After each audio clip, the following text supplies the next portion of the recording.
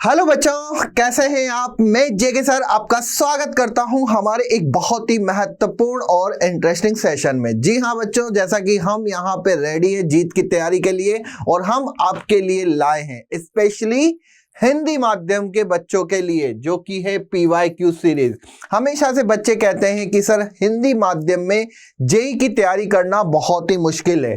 Sir हमारे लिए कोई भी नहीं सोचता, तो बेटा हमने जैसे कि आपसे प्रॉमिस किया है, वादा किया है कि हिंदी माध्यम वाले बच्चों को अब कोई समस्या नहीं होगी, क्योंकि यहाँ पे बच्चों आपका जो रिवीजन है इसी चैनल पर होगा और धमाकेदार होगा। और वो क्वेश्चन बच्चों हम यहां पे लेके आएंगे जो आपके जेईई मेन 2024 में बहुत ही महत्वपूर्ण होने वाले हैं, मतलब कि 100% आने वाले हैं। तो यहां पे बच्चों सबसे पहला जो मेरा आपसे निवेदन होता है, आप इसको ऑर्डर बोल सकते हो, रिक्वेस्ट बोल सकते हो, कि जिन बच्चों को पढ़ना है वही बच्चे यहां पे रहेंगे। बाकी के बच्चे जा सकते हैं जिनको ऐसा लगता है कि सर 2 मिनट चलो सर का देख लेते हैं लेक्चर कैसा पढ़ाते हैं, तो बेटा देखने की जरूरत नहीं है। अगर आप ये सोच के आए हो कि हमें पूरा कुछ सीख के जाना है, हमें जो सर क्वेश्चंस कराएंगे वो हमें यहाँ पे सीख के जाने हैं, जो कि आप में से काफी बच्चे ऐसे होंगे जिन्होंने 12th की वजह से अभी तक जेई की तैयारी नहीं की है, उनके लिए ये सीरीज एक रामबाण का काम करेगी। तो बच्चों ध्यान रखिए, अगर आपने अपने पूरे कोर्स को कंप्लीट कर रखा है देन आपके लिए सीरीज काफी ज्यादा महत्वपूर्ण है, क्योंकि रिवीजन भी तो जरूरी है। लेकिन अगर आपने अभी 12th की वजह से बच्चों अगर आपने जेई की तैयारी नहीं की है, तो भी आपके लिए काफी सीरीज महत्वपूर्ण होने वाली है, क्योंकि हम यहाँ पे हर एक टॉपिक का आपको PYQ करवाने वाले हैं, हर एक चैप्टर का। तो आज बच्चों यहाँ पे संबंध एवं फलन मैं लेक्चर नंबर 2 पर बात करेंगे, क्योंकि आपको पता है संबंध एवं फलन में से 2 क्वेश्चंस आने के चांसेस बिल्कुल बनते हैं। और आज बच्चों जो मैं आपको क्वेश्चंस करवाने वाला हूं ना, वहां से क्वेश्चंस 100% आएगा। और अगर ओल्ड और न्यू सिलेबस की बात करूं तो बेटा इसमें कोई चेंजेस नहीं है, जो ओल्ड में था वही न्यू सिलेबस में रखा गया है। तो ध्यान रखिए, लेक्चर्स को पूरा देखिएगा बच्चों। ये आप रिक्वेस्ट समझिए, ऑर्डर समझिए, या आप अपने बड़े भैया की जैसे बात मानते हो वैसे मेरी बात आप मान सकते हैं। तो स्टार्ट करें। क्वेश्चंस बच्चों आपके सामने आएंगे और क्वेश्चन वही होंगे जो आपके बोर्ड्स में जेई में काफी ज्यादा महत्वपूर्ण होने वाले या आने के चांसेस 100% है।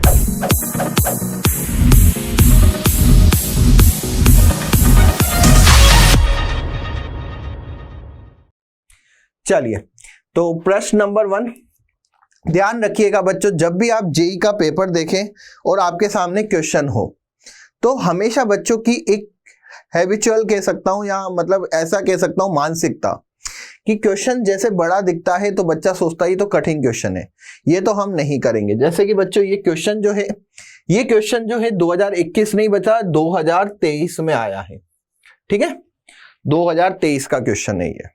और काफी बच्चों ने इस क्वेश्चंस को नहीं किया था 23 में, ये सोच के कि यार ये क्वेश्चंस कैसे करेंगे, जबकि इस क्वेश्चंस को करने में मुश्किल से बेटा मैं कहता हूं 10 सेकंड लगेंगे। 10 सेकंड का क्वेश्चन था। यहां पे फलन दे रखा है fx, मैं यहां पे फलन fx लिख देता हूं। फलन fx है 1/√। यहां पे बेटा आपके पास दे रखा है महत्तम पूर्णांक फलन -x, जहां पे x क्या है, न्यूनतम पूर्णांक, ठीक है ना, न्यूनतम पूर्णांक कर रखा है। ओके, अब यहां पे कहा है कि इसका प्रांत वह परिसर क्रमशः a वह b है, ठीक है। यहां पे मुझे इसका डोमेन एंड रेंज क्या बोल दिया कि A एंड B है। ओके, कोई दिक्कत नहीं है, मतलब मुझे यहां पे A एंड B फाइंड करना पड़ेगा, प्रांत एवं परिसर निकालना पड़ेगा, क्योंकि यहां पे कथन है, एक S1 स्टेटमेंट है जिसमें कहा गया है कि A और B का इंटरसेक्शन 1 से इन्फिनिटिव और n को हटा रखा है, नेचुरल नंबर को हटा रखा है, ठीक है, कोई बात नहीं। और A यूनियन B जो यहाँ पे है वो 1 से इन्फिनिटिव है, ठीक है। अब बच्चे ये क्वेश्चन देख के कहते हैं अरे सर कहाँ इतना बड़ा क्वेश्चन करेंगे। मैं कहता हूँ यार सब्र करो, ठहरो मेरे रसगुल्लों, थोड़ा सा पेशेंस रखो। लाइफ में चीजों को समझना बहुत ही जरूरी है, ठीक है ना, चीजों को समझना बहुत जरूरी है, उसके बाद उसको इम्प्लीमेंट करिए आप कि हाँ। तो यहां पे बच्चों मुझे एक बात पता है, इस जो पूर्णांक फलन है मेरा, ठीक है ना, मुझे यहां पे पता है कि मैं इसको x इक्वल्स टू क्या लिख सकता हूं बेटा, महत्तम पूर्णांक फलन प्लस भिन्नात्मक फलन। ओके, क्या ये सभी बच्चों को पता है? अगर कोई x की वैल्यू मुझे 2.3 दे रखी हो तो इसको 2 प्लस 0.3 करके मैं लिख सकता हूं। ये मैं लिख सकता हूं यार, बहुत आसान है, मतलब इसमें तो 2.3 को मैं क्या लिख सकता हूं, 2 प्लस 0.3। ये होता है बेटा पूर्णांक फलन, और ये जो पूर्णांक वैल्यू देता है, और ये होता है बेटा भिन्नात्मक फलन। अब यहां पे मुझे इसका मान क्या होगा, हर कोई बता सकता है, शायद कोई ऐसा बच्चा नहीं होगा जो इसका मान नहीं बताए। अगर बेटा इसको मैं इधर ले जाऊं, इसको इधर ले जाऊं, तो मुझे पता है कि ये हो जाएगा x माइनस का x इक्वल्स टू माइनस यहां पे बच्चों जो मुझे यहां पे ये पूर्णांक फलन दे रखा है माइनस x दे रखा है, पूर्णांक फलन माइनस x, इसका मान यहां पे क्या होगा बता सकता है कोई? माइनस का भिन्नात्मक फलन। तो बस आपको कुछ भी नहीं करना था, इसमें आपको ये वैल्यू रखनी थी और आंसर आपको आ जाएगा। काफी बच्चों ने निकाल भी दिया होगा। चलिए, तो यहां पे बेटा fx इक्वल्स टू 1/√। एग्जामिनर आपके साथ खेलेगा, डेफिनेटली खेलेगा, और ये क्वेश्चंस अगर हम नहीं कर रहे हैं तो मतलब हमारे जेई में सिलेक्शन होने के चांसेस काफी कम होते हैं, ठीक है। तो यहां पे बेटा मुझे पता है कि महत्तम पूर्णांक फलन माइनस x इक्वल्स टू यहां पे कितना है, माइनस का भिन्नात्मक फलन। इसको हम क्या कहते हैं बेटा, भिन्नात्मक। इस भिन्नात्मक फलन की खासियत क्या होती है पता है किसी बच्चे को? भिन्नात्मक फलन खासियत क्या होती है इसको? इसका मान भिन्नात्मक होता है 0 से लेके ये 1 तक हो सकता है। अच्छा सर 0 हो सकता है? हाँ, किसी फलन का मान अगर 2.0 है तो उसका 0.0 ही तो होगा, ठीक है ना, 0 होगा। सर 1 हो सकता है, 1 से ज्यादा हो सकता है, वो नहीं हो सकता। 0.3, 0.4, 0.5 ये हो सकते हैं, ठीक है ना। तो 0 से 1 इसका क्या है बेटा, मान होता है भिन्नात्मक फलन का। ओके, आप में से काफी बच्चों ने पढ़ा होगा। अगर 11 थोड़ा बहुत आपने अच्छे से पढ़ी है। काफी बच्चे मुझे कहते हैं सर हम 11 से हैं। अरे भाई तुम 11 से हो तो इसका मतलब ये थोड़ी नहीं कि तुमने ये नहीं पढ़ा होगा, और अगर तुमने ये नहीं पढ़ा इसका मतलब तुमने जेई की तैयारी तो बिल्कुल भी नहीं की है, और 11th भी तुमने काफी अच्छे से नहीं पढ़ा है। 11th को तुमने मजाक मजाक में निकाल दिया, बस ये सोच सकते हो तुम, ठीक है। चलिए, अब मैं यहां पे देखता हूं 1/√। इसकी जगह मैं रख दूंगा माइनस का,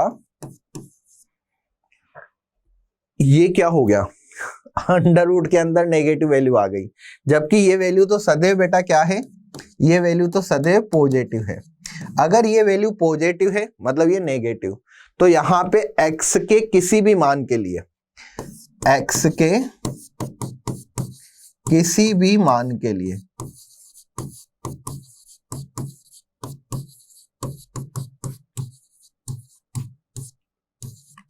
फलन परिभाषित नहीं है।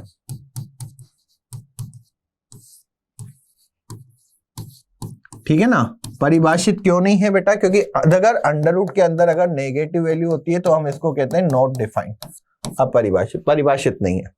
ठीक है, तो यहां पे मैं कह सकता हूं कि x का जो मान होगा बेटा वो हो जाएगा 5। x का मान 5 होगा, मतलब x की एक भी वैल्यू के लिए ये फलन परिभाषित नहीं है। और अगर इसका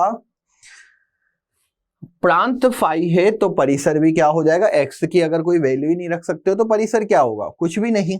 ठीक है, तो यहां पे a क्या हो गया बेटा, a हो गया आपका 5 और b भी क्या हो जाएगा 5। तो यहां पे बच्चों जो इतना कुछ दे रखा था ना, इसमें हम बोलेंगे क्या, ना तो S1 ना ही S2 सत्य है। आंसर कितना हो जाएगा, ए। S1 भी सत्य नहीं है, S2 भी सत्य नहीं, क्योंकि A का अगर फाई का इंटरसेक्शन करोगे फाई के साथ तो फाई आएगा, और यूनियन करोगे तो भी फाई आएगा। इसीलिए कहता हूं बच्चों, क्वेश्चंस को थोड़ा सा टाइम दीजिए, अच्छे से पढ़िए। अगर आपने इस तरीके के क्वेश्चंस कर रखे होते तो डेफिनेटली आप एग्जाम में करके आओगे, ऐसे क्वेश्चन बिल्कुल करके आओगे, उसमें कोई डाउट ही नहीं है। तो सिंपल सा था यार, यहाँ पे ये अपरिभाषित हो रहा है, और आपको पता है कि फलन का प्रांत क्या होता है। फलन का प्रांत की अगर मैं डेफिनेशन लिखूं तो x, बच्चे कहते हैं कि सर x का मान जो होता है वो फलन का प्रांत कहलाता है, जबकि मैं कहता हूं गलत है बेटा। x का वह मान जिसके लिए फलन परिभाषित हो। यहाँ पे x के अगर मैं 0 से 1, ये जो आपके पास दे रखा है ना, ये क्या है, भिन्नात्मक फलन है, ये भिन्नात्मक वैल्यू देगा। और अगर ये भिन्नात्मक वैल्यू देगा तो यहाँ पे हमेशा नेगेटिव देगा, ठीक है, क्योंकि इसकी कभी नेगेटिव वैल्यू हो ही नहीं सकती है भिन्नात्मक फलन की। क्या आपको ये बात समझ में आई सभी बच्चों को? किसी को कोई दिक्कत, किसी को कोई डाउट, किसी को कोई प्रॉब्लम हो तो आप कमेंट सेक्शन में जरूर मुझे बता सकते हैं। और मैं आप सभी बच्चों से एक बात जरूर कहूंगा कि बेटा आप कमेंट्स में अपने आंसर जरूर लिखा करिए। जैसे अगर मैं यहाँ पे सोल्व करवा रहा हूँ, किसी बच्चे ने अगर पढ़ रखा है और वो रिवीजन करना चाहता है तो वो कमेंट्स जरूर करें। कुछ बच्चे यहाँ पे, मैं आपको बहुत सारी यार चीजें बताने वाला हूँ, मतलब ये सीरीज सिर्फ इसलिए नहीं बनाई है कि मैं सिर्फ आपको आऊं यहाँ पे PYQ करवाऊं और फिर चला जाऊं। बीच बीच में मैं आपको ऐसे ट्रिक और ऐसे टिप्स दूंगा जिससे कि बेटा आपके जेईई मेन का जो एग्जाम में रैंक है वो तो बूस्ट होगी सही, और लगभग 40 से 50 मार्क्स बेटा आप और बढ़ाओगे। लेकिन उसके लिए आपको क्या करना पड़ेगा, लेक्चर्स को पूरा करना पड़ेगा, पूरा देखना पड़ेगा। हम आए, सर का देखा स्टार्ट में, अरे सर क्वेश्चंस करा रहे हो, ये तो हमें आते, तो ठीक है यार। लेकिन अगर आप ये सोच के आते हो कि सर हमारा लेक्चर्स देखने का जो उद्देश्य है वो यही है कि हम आए हैं यहाँ पे तो सीख के जाएंगे, आपके साथ क्वेश्चंस करेंगे, अगर हमें नहीं आएगा तो आप यहाँ पे हमें बताएंगे, ठीक है ना।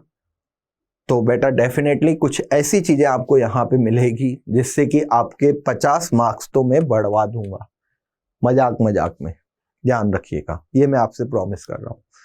तो सबसे पहली बच्चों यहाँ पे टिप्स की बात करूंगा, लेकिन उसके पहले हम क्वेश्चन नंबर 2 को देखेंगे।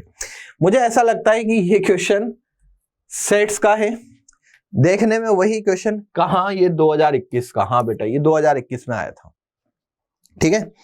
सेट्स बोले तो समुच्चय, ठीक है ना, समुच्चय से भी कभी कभी क्वेश्चन आ जाता है, सीधा सीधा क्वेश्चन आ जाता है, और ऐसा ये क्वेश्चन बहुत, मतलब मैं कहूंगा कि किस्मत वालों को मिलता है। बहुत आसान है यार, बहुत आसान। कुछ बच्चों ने तो आंसर भी लिख दिए होंगे A, B, C या D। अभी देखते हैं क्यों इतना आसान है। तो मैं आपको बता रहा था कि यार बच्चे क्या है, रिवीजन करते हैं, मतलब कि पूरा पढ़ लिया, ठीक है, अक्टूबर नवंबर तक सब कुछ पढ़ लिया। अब बच्चों को यहाँ पे कंफ्यूजन रहता है कि सर अब क्या करें आगे। सर जेईई की तैयारी में तो हमें अच्छे मार्क्स लाने, लेकिन ये नहीं पता है, हमने पूरा कंप्लीट भी कर दिया कोर्स, अब क्या करें। तो यार बच्चों मैं आपको एक ही सजेशन दूंगा इसमें, जो आपकी रैंक और प्लस आपके मार्क्स दोनों को बूस्ट करेगा, वो है बेटा मॉक टेस्ट। टेस्ट आप जितने ज्यादा दोगे उतना आपके लिए फायदा होगा। कुछ बच्चे टेस्ट से भागते हैं सिर्फ इसलिए कि सर हमारे अगर मार्क्स कम आएंगे तो हमारा कॉन्फिडेंस लूज होगा, कम हो जाएगा। और कुछ बच्चे यहाँ पे ऐसे सोचते हैं कि यार टेस्ट देके टाइम वेस्ट क्यों करें। तो मैं कहता हूं कि बेटा आप अगर टेस्ट नहीं दे रहे हो तो आपने 1 साल पूरा अपना टाइम वेस्ट ही किया है, ये ध्यान रखना। तो सभी बच्चों से मेरी रिक्वेस्ट है, सभी बच्चों से मेरा यहाँ पे कहना है कि अगर आपको जेईई में एक अच्छे मार्क्स लाने हैं तो डेफिनेटली आपको मॉक टेस्ट या कोई टेस्ट सीरीज ज्वाइन करनी चाहिए, ठीक है। चलिए क्वेश्चंस को देखते हैं। एक शहर में 2 समाचार पत्र है A तथा B प्रकाशित होते हैं।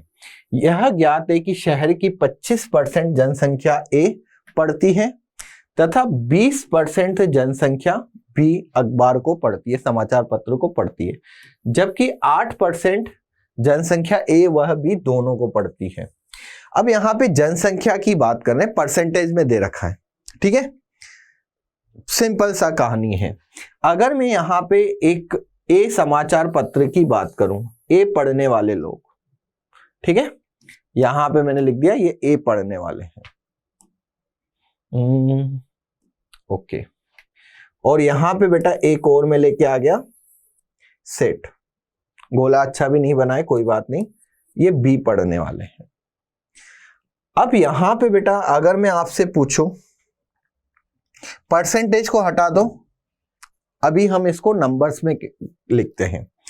ए और बी को पढ़ने वाले कितने लोग हैं? 8% ऐसे हैं, 8% या 8 लोग ऐसे हैं जो ए और बी को पढ़ते हैं। ठीक है, मैं अभी नंबर्स में लिख रहा हूं इसको। ठीक है, इसके बाद अगर मैं 25% जनसंख्या की बात करूं, मतलब 25 लोग ऐसे हैं जो ए को पढ़ते हैं। तो अगर मैं आपसे पूछूं कि सिर्फ ए को पढ़ने वाले, सिर्फ ए को पढ़ने वाले,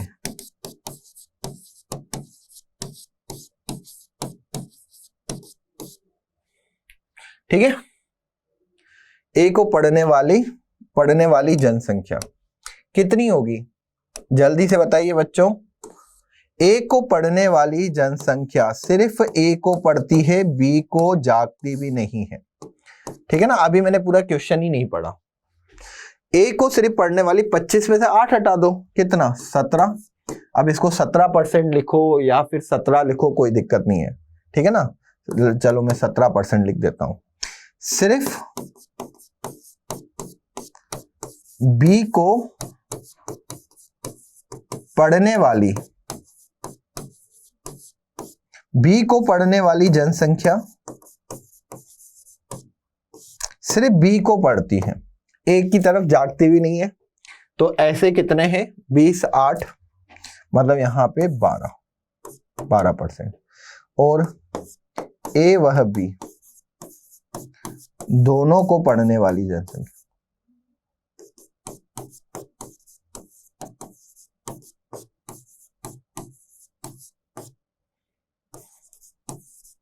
दोनों को पढ़ने वाली जनसंख्या, ये कितना हो जाएगा बेटा? 8%। अब मैं अभी इसको परसेंट में नहीं लिखूं तो भी कोई दिक्कत नहीं है। ऐसा क्यों मैं कह रहा हूं, देखिए आगे पढ़ी। पहले तो यहाँ पे ए कितना हो जाएगा बेटा? यहाँ पे 17, यहाँ 8 और यहाँ पे 12। 8 और 12 20, और 17 और 8 यहाँ पे कितने हो जाएंगे बेटा? 25। अब आगे चलते हैं। ए पढ़ने तथा बी ना पढ़ने, ए को पढ़ने और बी ना पढ़ने वाले में 30% विज्ञापन देखते हैं। सिर्फ ए पढ़ने वाले, जो ए पढ़ने वाले अखबार वाले लोग हैं, वो 30% क्या करते हैं?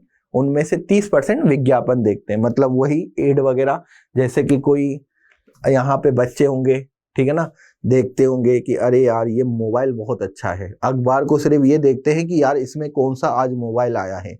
सर यहाँ पे देखते हैं कि अच्छा रिश्ते वाला पेज भी आता है। कुछ बच्चे या कुछ ऐसे होते हैं जो रिश्तों के पेज, अच्छा सर मेरी तो ये वाली कास्ट है, इसमें इतनी लड़कियां हैं। ठीक है ना, होता है ऐसा, आपके साथ भी घटित हुआ होगा। तो और यहाँ पे बी पढ़ने वाले तथा ए ना पढ़ने वाले, मतलब सिर्फ बी वालों में 40% विज्ञापन देखते हैं। आप में से मुझे कमेंट्स करके जरूर बताइएगा, कि आप कौन सा एड्स देखते हैं। ठीक है ना, हाँ बिल्कुल कमेंट्स में करिएगा। जबकि ए वह बी दोनों पढ़ने वाले में से कितने हैं? 50%। जो ए और बी दोनों अखबार पढ़ते हैं उनमें से 50% सिर्फ विज्ञापन देखते हैं। तो यहाँ पे जनसंख्या में विज्ञापन देखने वालों का परसेंटेज क्या है? ठीक है, तो यहां पे बच्चों सिंपल सा है। ए पढ़ने वालों की जनसंख्या कितनी है? 17%। मैं सोचता हूं कि मान लो कि ये 17 लोग हैं, इसमें सिर्फ ए पढ़ने वाले की अगर जनसंख्या की बात करूं तो इस 17% में से कितने परसेंट लोग विज्ञापन देखते हैं? तो यहां पे देखिए 30% लोग, ए पढ़ना तथा बी ना पढ़ना। ठीक है, तो यहां पे अब मैं आपको बता रहा हूं कि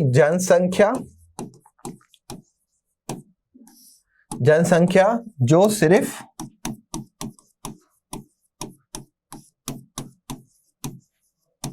विज्ञापन देखती है, इसका प्रतिशत निकालना है। ठीक है ना, जनसंख्या जो सिर्फ विज्ञापन देखती है उसका हमें क्या निकालना है? परसेंटेज। तो सिर्फ ए जनसंख्या, सिर्फ ए पढ़ने वाली जनसंख्या जो विज्ञापन पढ़ती है, ठीक है, सिर्फ ए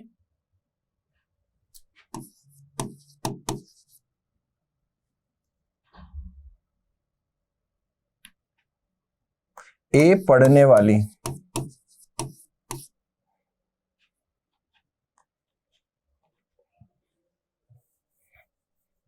इसमें मैं ये लिख देता हूं आसान समझने के लिए, सिर्फ ए का विज्ञापन, या मैं कहूंगा यहां पे देखिए समाचार पत्र ए तथा बी, तो जो ए वाले हैं ना, जो अखबार पढ़ते हैं, उनमें विज्ञापन देखने वाले, सिर्फ ए विज्ञापन देखने वाली जनसंख्या प्लस सिर्फ बी विज्ञापन देखने वाली जनसंख्या और प्लस ए वह बी विज्ञापन देखने वाली जनसंख्या। अब यहां पे बच्चों में कहूं ए की बात करूं, ए में लोग कितने थे? 17। अभी परसेंटेज को हटा देता हूं, बाद में हम परसेंटेज यहां पे ले आएंगे। तो 17 लोगों में से 30% विज्ञापन देखते हैं। फिर बी की बात करूं, बी में टोटल कितने लोग थे? 12 में से बच्चों कितने परसेंट? 12 लोगों में से कितने परसेंट यहां पे हैं? देखिए, बी पढ़ने तथा ए न पढ़ने वाले 40%। चलो ये हो गया। प्लस अब इसके बाद बच्चों ए वह बी, दोनों यहां पे कितने थे? 8 लोग। 8 में से कितने हो गए यहां पे? ये दोनों पढ़ते हैं 50%। ये लो, क्वेश्चंस खत्म। यहां पे ए में मैंने मान लिए थे 17 लोग थे, बी में मैंने मान लिए कि कितने थे? 12 लोग थे, और यहाँ पे ए और बी को पढ़ने वाले 8 लोग थे। इनका परसेंटेज निकाल दो, आंसर आपके सामने है। तो यहाँ पे 17 इंटू 30/100, यहाँ पे हो जाएगा बेटा 12 इंटू 40/100 प्लस 8 इंटू 50/100। ठीक है, ये 5, ये यहाँ पे 2, ये यहाँ पे ये 4, यहाँ पे ये 0, 10, यहाँ पे 10 रहने देते हैं, ठीक है, वरना पॉइंट्स में आ जाएगा। और यहाँ पे भी ये 0, ये गया। तो यहाँ पे बेटा कितना हो गया? 17, 3, यहाँ पे हो जाएगा 51। इसमें किसी को कोई दिक्कत? तो ये 51 मतलब 5.1, ठीक है। 12, 4, 48, तो यहाँ पे हो जाएगा बेटा 4.8, प्लस में कितना आ जाएगा? 4। अब इनको आप प्लस कर दीजिए, तो यहाँ पे 4 और 4 8, 8 और 5 13, तो ये हो जाएगा बेटा 13.9। ये परसेंटेज निकला है, इतना प्रतिशत, ठीक है, क्योंकि ये परसेंटेज में था। 17% था, 12% था, 8%। ये लोग मैंने मान लिए थे कि हाँ 17 लोग हैं, लेकिन एक्चुअल में परसेंटेज था, तो ये 13.9% लोग ऐसे हैं जो सिर्फ विज्ञापन देखते हैं। तो क्वेश्चन में यार कुछ नहीं था, मेरे एक्सप्लेनेशंस में टाइम लग सकता है, लेकिन क्वेश्चंस में कुछ भी नहीं था अगर देखा जाए तो। आई होप आपको बच्चों यहाँ पे अगर लगता है कि सर हमें दिखाई नहीं दे रहा क्वेश्चन, या सर ये जो आपने फॉन्ट लिखे हैं साइज, ठीक है ना, वो कम है, अगर आपको किसी भी प्रकार की कोई समस्या आ रही हो तो बेटा आप हमें बता सकते हैं। काफी बच्चे पहले ये कहते थे मुझे कि सर, पहले की बात है, ठीक है ना, कि सर ब्लैक स्लाइड ले आओ। अब बेटा आपके लिए हमने ब्लैक स्लाइड कर दी। ये बेटा प्रॉपर आपको हम ये क्या दे रहे हैं? टेक्स्ट ये लिखना पड़ता है हिंदी में, ठीक है ना। ऐसा नहीं है कि फोटो खींचा और फोटो चिपका दिया, एक एक टेक्स्ट लिखते हैं, ये पूरा लिखावट है। ओके, चलिए नेक्स्ट क्वेश्चन देखते हैं बेटा, प्रश्न नंबर 3। तो आई होप ये वाला प्रश्न आपको समझ में आया होगा। ये प्रश्न की अगर मैं बात करूं सर ये कब का क्वेश्चन है, तो बेटा ये क्वेश्चन है आपका जेईई मेन 2023।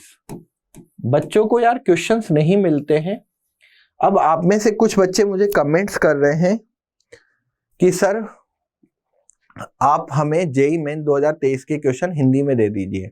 तो बेटा मैं आपको हमारे जो ये हिंदी माध्यम या मैं कहूँगा हिंदी में क्वेश्चन है जेईई मेन 2023 के सभी शिफ्टों के, वो पेपर मेरे पास है, मैं आपको टेलीग्राम ग्रुप पे दे दूंगा।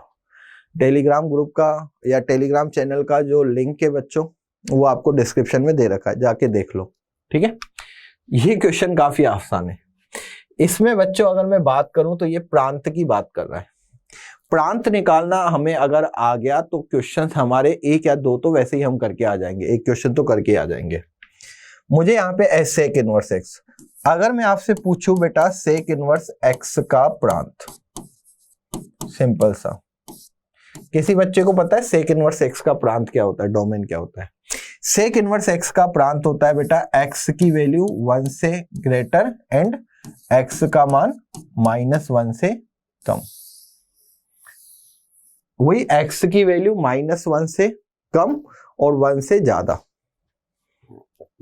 अब अगर मैं आपसे पूछूं सेक इनवर्स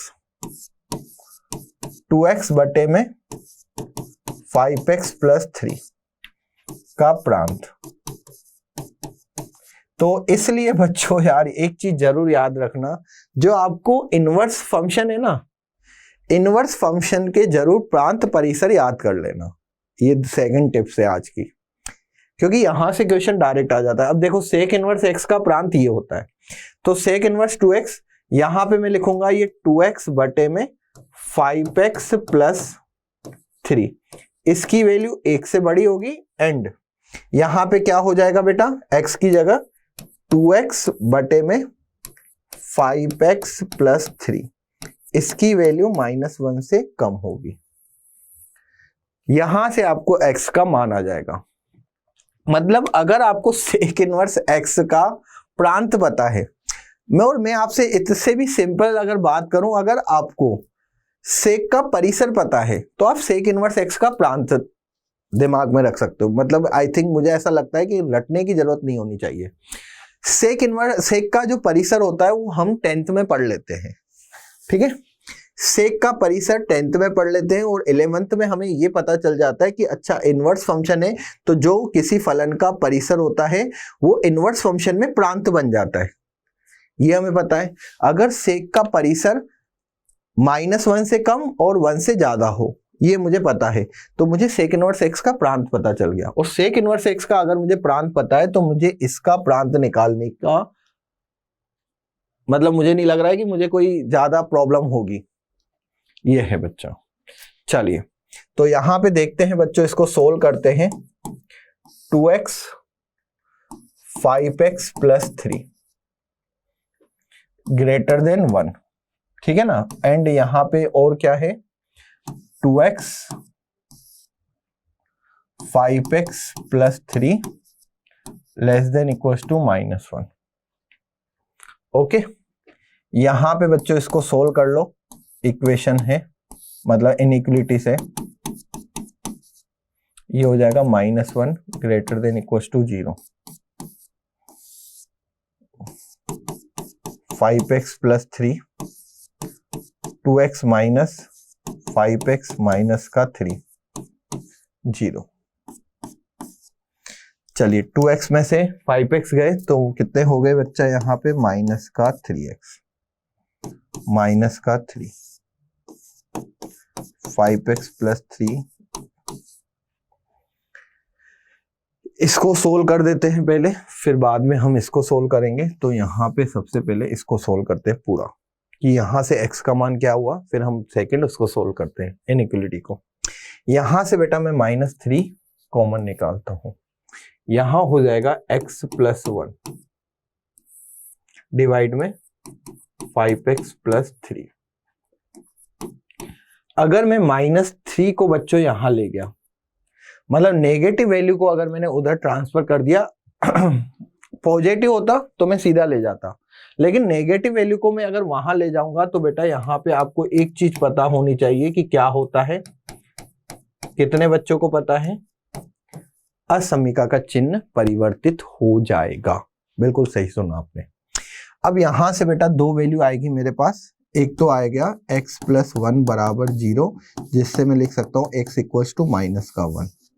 सेकंड बच्चों यहाँ पे आएगा 5x प्लस 3 इक्वल्स टू 0, तो x की वैल्यू आ जाएगी -3/5। ठीक है, यहां से बेटा वेवी वक्र छोटा कौन सा होता है, -1 होगा या -3/5 होगा? सर सबसे छोटा -1, उसके बाद -3/5। ये बेटा पॉजिटिव, ये नेगेटिव, ये पॉजिटिव, याद है वेवी वक्र? ठीक है सर, इसमें क्या लें, कौन सा छोटा मान आएगा, कौन सा बड़ा मान आएगा, ये भी बता दीजिए। तो बेटा जो डिनोमिनेटर में होता है वो एक्सक्लूड करते हैं।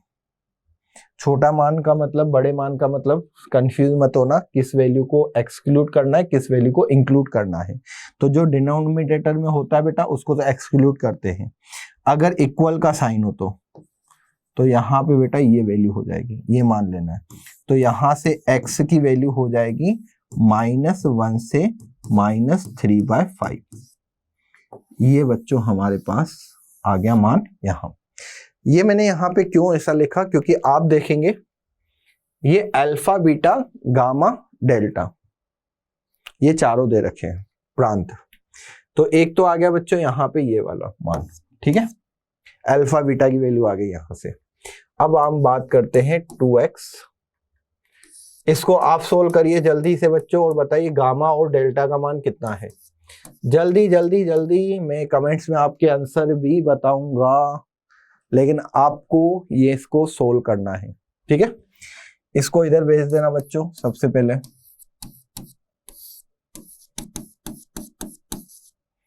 +1, ठीक है, LCM 5x plus 3, 2x plus 5x plus 3 less than equals to 0। यहां पे हो जाएगा बेटा ये 7x प्लस 3, 5x प्लस का 3, okay, less than equals to 0। चलिए आगे चलते हैं। अब यहां पे बेटा ये 7x प्लस 3 और यहां पे हो गया 5x plus 3 less than equals to 0। यहां 7x plus 3 equals to 0, x की वैल्यू -3/7 और साथ ही साथ 5x प्लस 3 इक्वल्स टू 0, तो x की वैल्यू -3/5। ठीक है सर, क्या करें, कौन सी छोटी वैल्यू है, कौन सी बड़ी वैल्यू है? अब बेटा ये आपको पता होना चाहिए कि -3/7 इधर आएगा या इधर आएगा, या -3/5 कहाँ आएगा। तो यहाँ पे बेटा ये 2 पॉइंट्स मुझे पुट करने हैं। डेफिनेटली जो यहाँ पे ज्यादा बड़ी संख्या है वो क्या हो जाएगा, बड़ा मान हो जाता है, लेकिन नेगेटिव में बच्चों वो क्या हो जाएगा, और छोटा मान हो जाएगा। ठीक है, तो यहां पे बेटा क्या हो जाएगा, -3/7, क्योंकि डेफिनेटली आप कहोगे कि सर 3/7 ये क्या थी, ये छोटी वैल्यू थी। ठीक है, ध्यान से, फिर कंफ्यूज मत होना। 1 मिनट देखिए बच्चों, चलो आप मुझे कमेंट्स करके बताइए, ठीक है ना, क्या होगा। ठीक है, चलिए मैं यहाँ पे समझा देता हूं, बच्चों को काफी कंफ्यूज होता है, कंफ्यूज होने की जरूरत नहीं है। जहां पे बेटा ये मान क्या होगा, डिनोमिनेटर ज्यादा होगा वो वैल्यू छोटी होगी, अगर वो वैल्यू छोटी है नेगेटिव आने से वो वैल्यू बड़ी बन जाएगी। तो यहां पे बेटा ये कितना हो जाएगा, -3/5 और ये -3/7। अब होने में तो बेटा ये क्या था, 3/7 छोटी वैल्यू थी, लेकिन ये वैल्यू बड़ी क्यों बनी, क्योंकि यहाँ पे नेगेटिव आ रहा है। तो यहाँ पे ये पॉजिटिव, ये नेगेटिव, ये पॉजिटिव, दोनों वैल्यू को लेंगे? नहीं, दोनों वैल्यू को नहीं लेंगे। कौन सी वाली वैल्यू को नहीं लेंगे, 5x प्लस 3, मतलब यहाँ पे, यहाँ बच्चों ये डार्क सर्किल और यहाँ पे क्या हो जाएगा, लाइट सर्किल। ऐसा क्यों हुआ? डेफिनेटली यार मैंने आपको पहले भी बोला, जो डिनोमिनेटर्स में से जो पॉइंट आता है उसमें हमेशा क्या करते हैं, हम लाइट सर्किल करते हैं, ध्यान रखिएगा। ठीक है, तो यहाँ पे वैल्यू लेस देन था तो नेगेटिव वाला पार्ट लिया, वेवी वक्र आप जानते हो। तो यहां से बेटा x की वैल्यू क्या बन जाएगी, x का मान आ जाएगा -3/5 से, और ये हो जाएगा -3/7। इसमें किसी को कोई कंफ्यूजन हो तो आप कमेंट्स कर सकते हैं। मैंने कहा ना, वेवी वक्र बहुत ही महत्वपूर्ण है, ठीक है ना। इनइक्वलिटी सोल्व करना, मतलब अगर आपको इनइक्वलिटी नहीं आती तो आप रिलेशन फंक्शन में जीरो हो, जीरो, बिल्कुल जीरो हो। ओके, चलिए, तो यहां पे फलन का प्रांत, फलन का प्रांत हमारे पास हो गया x की वैल्यू कहां से कहां तक, -1 से -3/5 यूनियन -3/5 से -3/7, ये माने। और हमें दिया है फलन का प्रांत क्या दे रखा है,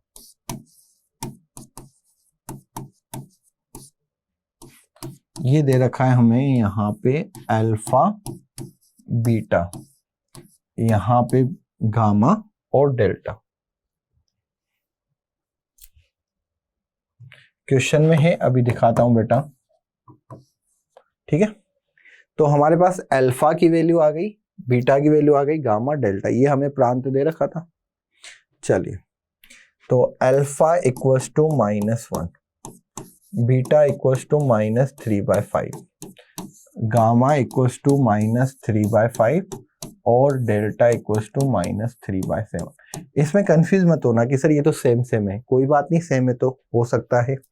चलिए, हमें वैल्यू किसकी फाइंड करनी है बेटा, 3α प्लस मोड में है 3α प्लस 10 बीटा प्लस गामा, यही है, beta plus gamma plus 21 delta. इसने यहां पे मोड लगा दिया, तो यहां पे 3 माइनस में 1, 10 -3/5 -3/5 प्लस 21 -3/7। कितना आसान क्वेश्चन है यार, मतलब मुझे नहीं लगता है कि कोई बच्चा अगर इसको नहीं करे तो बहुत गलत बात है। 10 माइनस का 3 और 3 ये कितना हो जाएगा, 6/5। यहाँ पे 7 से ये कैंसिल हो गया, तो यहाँ पे 3 और माइनस का 3। चलिए, यहाँ पे -3, इसको कैंसिल आउट कर सकते हैं, बिल्कुल कर सकते हैं, 2, तो यहाँ पे हो गया बेटा ये माइनस का 3, 2 इंटू -6 कितना हो जाएगा, माइनस का 12, और फिर यहाँ पे माइनस का कितना आ जाएगा, 9। तो आई होप आपको बच्चों यहाँ पे आंसर मिल गया होगा। 15 15 9, यहाँ पे कितना हो जाएगा, 24। इसमें किसी को कोई दिक्कत, किसी को कोई डाउट, किसी को कोई प्रॉब्लम हो तो बता सकता है। 21 7 3 बार 3 माइनस, तो 12 9 कितना हो गया, 24। तो यहाँ पे माइनस का 24 था, आंसर कितना आ जाएगा, 24। ये आपका आंसर है, खत्म। तो बेटा ऐसे क्वेश्चंस मुझे नहीं लगता है कि आपको समस्या देंगे, और आपकी समस्याओं का समाधान करेंगे। रिलेशन फंक्शन में से प्रांत परिसर से एक क्वेश्चन 100% आएगा, और डेफिनेटली प्रांत से ज्यादा आता है। परिसर को लेके परेशान मत होना आप, ओके बच्चों। इसके बाद अगर मैं सिंपल सी बात करूं तो एक रिलेशन से क्वेश्चन आता है। हाँ, रिलेशन से क्वेश्चन कैसा आता है, टाइप्स ऑफ रिलेशन। जैसे चलो देखते हैं, मैं लेके आया हूँगा। ओके, ये बच्चों यहाँ पे क्वेश्चन है, क्वेश्चन नंबर 4। सर ये क्वेश्चन कब का है बेटा, ये क्वेश्चन है आपका जेईई मेन 2023 का। ये लो, ओके। तो यहां पे बेटा मुझे क्या दे रखा है क्वेश्चन में, माना ए तथा बी है। यहां पे मैंने मान लिया माना ए है। ए में कौन कौन से हैं, 1 3 4 5 9, और यहां पे क्या है, बी। ओके, ये भी सही है। 1 3 4 6 9। चलो बी की बात करते हैं। बी यहाँ पे कितना है, 2 4 5 8 10, ठीक है। ये ए दे रखा है, बी दे रखा है। अब इसमें दे रखा है, मान लो कि ए क्रॉस बी एक संबंध आर है, ठीक है। चलिए एक यहाँ पे आर मैंने संबंध ले लिया जो कि कितना है A1 B1, इसके बाद यहाँ पे है A2 B2, और यहाँ पे ये बच्चों को नहीं समझ में आता कि सर ये क्या है, ये क्या है। इसका मतलब आप समझ रहे हो, जो ये A1 है ना, A1 B2 से छोटा होना चाहिए, बराबर होना चाहिए। मतलब यहाँ पे बहुत आसान रखा है इन्होंने, कुछ ऐसा नहीं रखा है कि यार कुछ अलग टाइप का। तो यहाँ पे मुझे रखना है A1 को B2 से छोटा,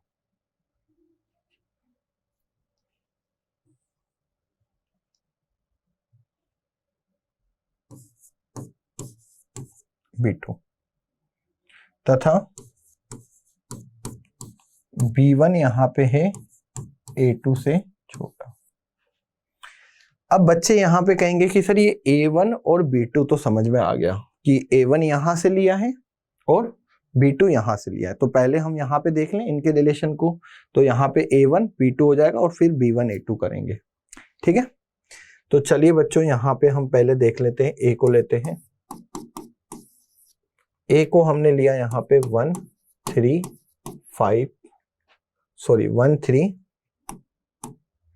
4। अवयवों की संख्या निकालने के लिए बोल रहा होगा ये, R में अवयवों की संख्या मतलब कितने अवयव आएंगे। चलिए देख लेते हैं। ये जैसे कि बेटा यहाँ पे क्या है, एक अवयव है, ऐसे कितने अवयव बन सकते हैं। तो 1 3 4 6 और 9। B की बात कर लेते हैं। B कितना बनेगा यहाँ पे 2 4 5 8 10। अब यहाँ पे अगर मैं बोलूं कि जो A1 है, A1 मैंने A से लिया है, ठीक है, और B2, क्योंकि यहाँ पे A1 B2 की बात कर रहे हैं, B2 मैंने यहाँ पे कहाँ से ले लिया बेटा, B से। तो वही यहाँ पे बात करते हैं A1 और B2 की। ये बच्चों आपका हो जाएगा A1 B2 1,2 कि सर A1 छोटा है B2 से, तो 1,2 कोई दिक्कत नहीं है। 1,4 भी हो सकता है, 1,5 भी हो सकता है, 1,8 1,10। तो 1,4 1,5 1,8 और 1,10। इसमें आप देखेंगे तो हमेशा आपको क्या मिलेगा, A1 छोटा मिलेगा किससे, B2 से। चलिए कोई बात नहीं, इतनी होंगे या और भी होंगे, और भी होंगे क्या, 3 बेटा यहाँ पे क्या होगा, अब यहाँ पे 3,4 होगा, 3,2 मत बोलना, ठीक है। चलिए 3,2 हो गया, 3,5 हो जाएगा, 3,8 और 3,10। चलिए ये भी हो गया। अब इसके बाद 4,4 हो सकता है, हाँ बराबर भी हो सकते हैं ये, तो 4,4 4,5 और 4,8 और 4,10। चलिए ये भी हो गया। इसके बाद क्या हो सकता है, 6,5 नहीं हो सकता, 6,8 हो सकता है और 6,10 हो सकता है। इसके बाद क्या हो सकता है, 9,10 हो सकता है। ये बच्चों हमारे पास रिजल्ट आए 1 2 3 4 5 6 7 8 9 10 11 12 13 14 15 16, ठीक है। अब यहाँ पे 16 आए, ठीक। चलिए अब यहाँ पे एक चीज और करनी है, B1 लेस देन होना चाहिए A2 से, ओके। अब यहाँ पे B1, B यहाँ पे कितना है, 2 4 5 8 10, ठीक है। और A की बात करता हूं, लेकिन ये जो रिलेशन है बच्चों, रिलेशन A को क्रॉस B में है, ठीक है ना। रिलेशन को कभी भी B क्रॉस A में मत करना, A क्रॉस B, ये रिलेशन ध्यान रखना। तो मैं यहाँ पे ध्यान रखना, ये B क्रॉस A नहीं कर सकता, मैं यहाँ पे B क्रॉस A नहीं कर सकता। ध्यान रखना, मुझे क्या करना पड़ेगा, ए क्रॉस बी करना पड़ेगा, ए क्रॉस बी करना पड़ेगा। बच्चे गलती करते हैं यहाँ पे, बी का ए से करते हैं, नहीं। ठीक है, तो ए क्या है यहाँ पे 1,3,4,6,9। अब ये मुझे रिलेशन कहाँ चलाना है, ए क्रॉस बी में लगाना है। लेकिन यहां पे मैं कहता हूं कि जो मैंने बी लिया है, ध्यान रखना, मैंने यहां पे क्या किया, B1 A2, B1 छोटा होना चाहिए किससे, A2 से। B1 छोटा होना चाहिए A2 से। वही बेटा मैंने यहाँ पे B1 कहाँ से लिया, B से लिया, A2 कहाँ से लिया, A से लिया। चलिए, तो यहाँ पे अगर मैं सिंपल सी बात करूं, A क्रॉस B में रिलेशन वही बेटा क्या होगा, A2 B1। ठीक है, ये हो जाएगा। अब यहाँ पे अगर मैं सिंपल सी बात करूं कि क्या बड़ा होना चाहिए, सिंपल सा आप भी उसी हिसाब से देख सकते हो कि मुझे B1 छोटा चाहिए, ये छोटा होना चाहिए, ये बड़ा होना चाहिए। ठीक है, तो यहाँ पे क्या हो सकता है, यहाँ पे हो सकता है 3 और 2, 3 और 2, B छोटा A बड़ा, तो 3 और 2, क्या 4 और 4 हो, 3 और 4 हो सकता है। मुझे यहाँ पे B छोटा चाहिए था और यहाँ पे A क्या चाहिए था, बड़ा चाहिए था। तो 1 तो किसी के साथ बैठे ही नहीं रहा, ये तो किसी से भी बड़ा नहीं है। हाँ, 3 बड़ा है किससे, 2 से। ठीक है, 3 बड़ा हो गया 2 से, लेकिन क्या 3 बड़ा है 4 से, ए देखो बड़ा। चलो 4 की बात करते हैं। अब यहाँ पे 4 बड़ा है 2 से, 4 बड़ा हो गया बेटा 2 से, 4 4 के, ठीक है, बराबर भी हो सकता है। इसके बाद बच्चों यहाँ पे 4 बड़ा होगा 5 से, नहीं होगा। फिर 6 की बात करूंगा। अब 6 बड़ा हो जाएगा किससे, 4 से। 6 बड़ा है 2 से, ठीक है, 6 बड़ा है 2 से, 6 बड़ा है 4 से, और 6 बड़ा है 5 से। क्योंकि ए वाले बेटा अब यहाँ पे मुझे क्या चाहिए, बड़े चाहिए। 6 है किससे, 5 से। 6 8 से नहीं है। फिर आ जाओ किस पे, 9 पे। 9 बड़ा है 2 से, और इसी के साथ यहाँ पे 9 बड़ा है 2 से, 9 बड़ा है 4 से, 9 बड़ा है 5 से, और 9 बड़ा है 8 से। ठीक है, ये बच्चों यहाँ पे ये आया। अब यहाँ पे टोटल इसके काउंट करो, 1 2 3 4 5 6 7 8 9 10। वहां से बेटा कितने आए, यहाँ पे अगर अवयवों की बात करूं, 1 2 3 4 5 6 7 8 9 10 11 12 13 14 15 16, ये हो गए बेटा 16। ये कितने हो गए यहाँ पे, 10। अब हमें क्या चाहिए, हमें यहाँ पे चाहिए जो बेटा A क्रॉस B में ये जो रिलेशन था, ये रिलेशन था A1 B1 और यहाँ पे साथ ही साथ A2 B2। ठीक है, तो इसको बेटा अगर मैं यहाँ पे इस हर किसी से मल्टीप्लाई करूंगा, जैसे कि 1 ले लो, ये ले लो, 1,2 ले लिया, इसका पहला ले लिया, इसका पहला अवयव ले लिया 3,2, तो आपको दिखेगा कि अच्छा ये अवयव तो बन रहा है, एक अवयव यहाँ पे ये बन गया। ठीक है, ऐसे ये यहाँ पे क्या हो जाएगा, हर किसी से मल्टीप्लाई होगा, कॉम्बिनेशन। तो यहाँ पे कुल R के अवयव, ठीक है, तो ये कितना हो जाएगा बेटा, 16 इंटू 10 इक्वल्स टू 160। ये आपका आंसर है, खत्म क्वेश्चन।